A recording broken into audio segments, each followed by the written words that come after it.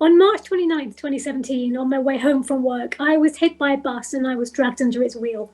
My foot and lower leg were crushed.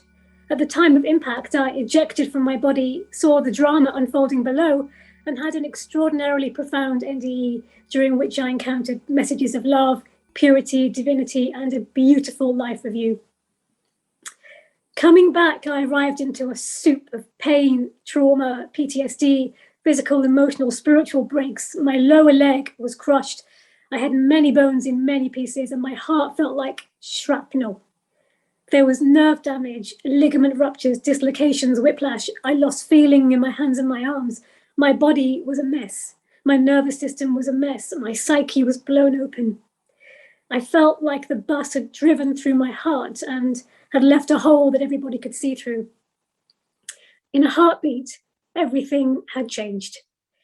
My career had disintegrated because I could no longer walk. I lost friends. I lost my dignity because I couldn't do things by myself. I felt like I'd lost everything.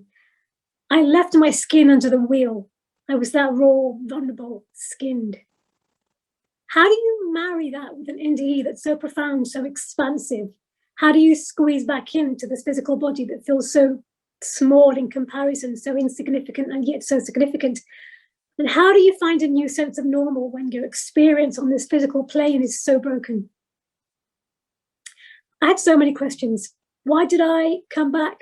Why was I shown what I was shown? And would I ever walk again? Would I ever sing again? Would I ever smile again? There was so much change to integrate. My body had changed. My heart had changed. My inner landscape had changed. I didn't know who I was. I didn't know who to be. I didn't know how to be. The only thing I thought to do was to put my old life back on, like very quickly, and sort of throw myself back into it in an attempt to sort of normalize, to find a sense of familiar. But I quickly realized that in trying to normalize, I was actually minimizing. I put my old life back on like a bodysuit, like a pair of trousers, and I soon realized that they didn't fit anymore. The pieces were all still there, but they didn't fit together in the same way. An NDE can put you at odds with the old life. I couldn't function here for a long time. I had a sort of existential crisis, a kind of spiritual PTSD. But I slowly began to realize that the only way to open up to the new life was to take the old one off. After all, that life was left under the wheel, so why was I trying to drag it back? I had no choice but to trust, to be in this limbo, this chasm where the old life had gone, but I didn't yet know what the new life might look like. All I knew was that the familiar didn't feel right, so I trusted that. I unzipped myself from that life and entered a void. I felt like I was free falling. But in allowing myself that space, I began to know that many of the effects of the NDE were beautiful. With the veil being lifted, my twin brother, who passed away shortly after birth, regularly connects with me now. And this was something that I yearned for before the accident, but I never managed to consistently find. And every time I see a butterfly, I know it's him. I had a heightened empathy and a sensitivity to everyone and everything. I felt things more intensely. I knew the experience would deepen me as an artist too, for which I feel incredibly grateful. Colors were brighter, feelings were deeper. Knowing my own divinity meant that I knew other people's. I felt a deep sense of self-love that I never had before the accident, a space that I wanted to protect, a clarity with my boundaries and a connection to my own heart, as well as the hearts of everybody else. We're all one. And I began to realize that the divinity that I felt during the NDE was absolutely right here, present on the earth.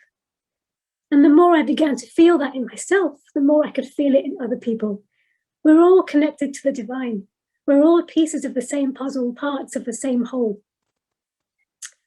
For the first year after the accident, I yearned to be back in that expanse, the divinity, the love, because the alternative felt so full of horror. But as time went on, I allowed myself to be in the nothingness, I realized that the part of me that was still there was a part of me that I could begin to use and ground and hopefully be of service to the world in some way. When the pandemic hit in 2020, I realized that I had things to say artistically that would be of interest to people, and I hoped to be of help in some way. So I wrote a series of audio arts pieces for BBC Sounds about the pandemic, but with my experience as a backdrop. because I knew new normal. I'd been in a kind of lockdown for 3 years prior to that point. I understood the need to journey inwards when we can't journey outwards. The last piece in the puzzle that no longer fit was my home. It just wasn't conducive to opening up to the life that the NDE was asking me to move into.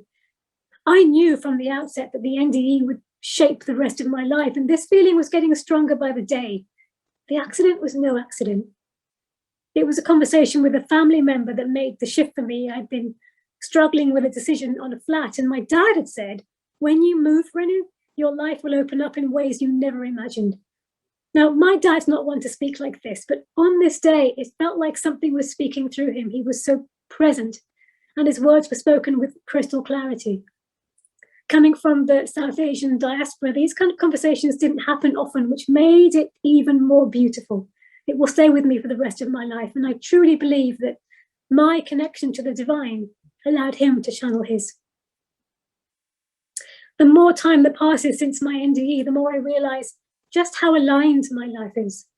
And for me, instrumental to integrating has been my NDE family, like Chris and Kianush said. Finding this tribe has been a lifeline and has breathed oxygen into my days during the days where I couldn't breathe. And connecting with this community, even on Zoom, for me, has felt like coming home. I knew very early on that I'd make work from my experience. Being a theatre artist creates a canvas to embody the experience deeply and to birth work inspired by it. It gave me an emotional repertoire to express both personally and professionally. My palette had grown. The NDE had added new colours. I worked as an artist for 16 years prior to the accident. I still do.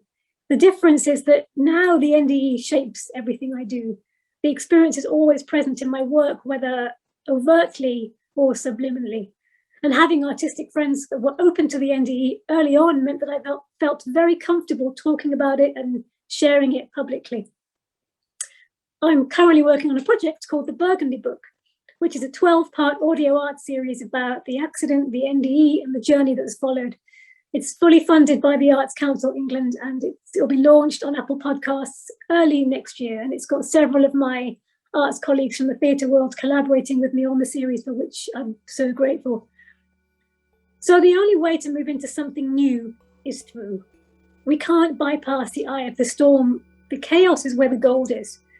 And in my experience, the only way to integrate an NDE and the trauma that often accompanies it is to move into it. We don't put it behind us. We don't move on, we move into.